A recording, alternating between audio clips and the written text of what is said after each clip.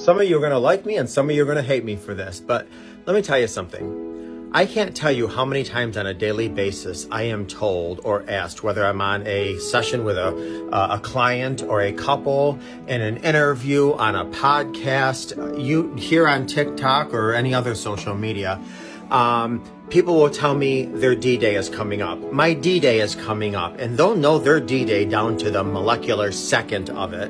I was doing this, smelling this, eating that, wearing that, and had this type of cologne or perfume on when D-Day came. And understandably, that was the day that Hiroshima, happened in your life. I get it. Lord knows. It's seared in the conscious. I get it. However, fact is fact.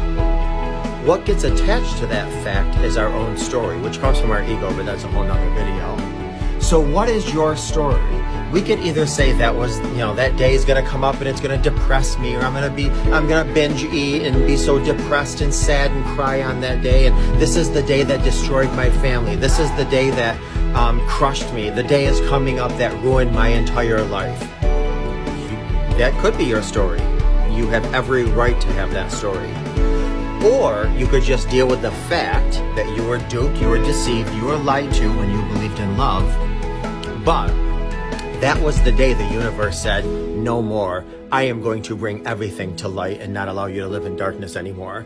That was the day God said, I'm tired of my child living in secrecy and in darkness, and I'm going to open up my child's eye, because I do not want them living in this world anymore of deception and manipulation and secrets and gaslighting. This is the day that you decided that you were going to change your world in terms of fitness and finances and emotions. This is the day you decided to give your child a brand new parent. This is the day that planted the seed to write that book. This is the day that planted that seed to open up your business. This is the day that you decided you were going to leave your abusive relationship and work on you.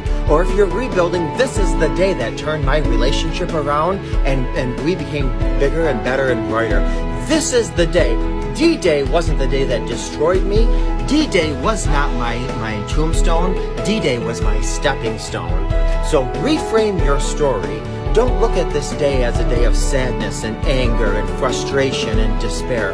Look at it as a day of empowerment. You don't want to look at this day and be led by fear and sadness. You want to take this day by the reins and say, D-Day is coming up, and let me celebrate this new and improved me, this new and improved relationship, this new and improved whatever happened from this. Because you can't love who you are and hate all of the experiences that created who you are.